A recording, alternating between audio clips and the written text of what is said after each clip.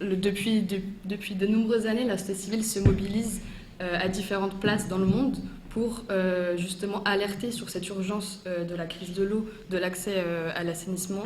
et à l'eau potable. Le problème, en fait, c'est que c'est une société civile qui, jusqu'alors, peinait un petit peu à être coordonnée. C'est-à-dire qu'il y avait plein d'organisations de la société civile qui alertaient à ces enjeux, mais qui étaient un petit peu isolées, et qu'en fait, en se réunissant à travers des coalitions comme celle de l'effet papillon, on arrive à porter ensemble des messages communs et montrer qu'on est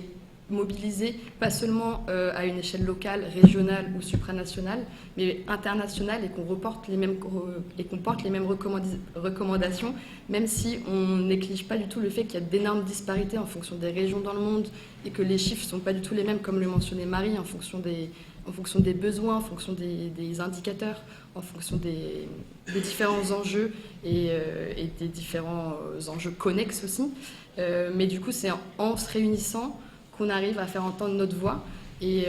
c'est un long processus, c'est-à-dire que là, encore une fois, on n'est pas mobilisé juste pour Dakar et la réunion préparatoire, on est mobilisé depuis les premiers événements internationaux sur l'eau, et même en amont encore, et on va continuer de l'être pour les prochaines échéances, c'est-à-dire que c'est un message continu qu'on va porter ensemble, et que plus on aura de personnes qui se rallient, entre guillemets, à nos messages derrière nous, et plus on sera nombreux à diffuser ces messages auprès de décideurs politiques à différents endroits du monde, plus on arrivera à faire entendre et à acquérir, j'espère,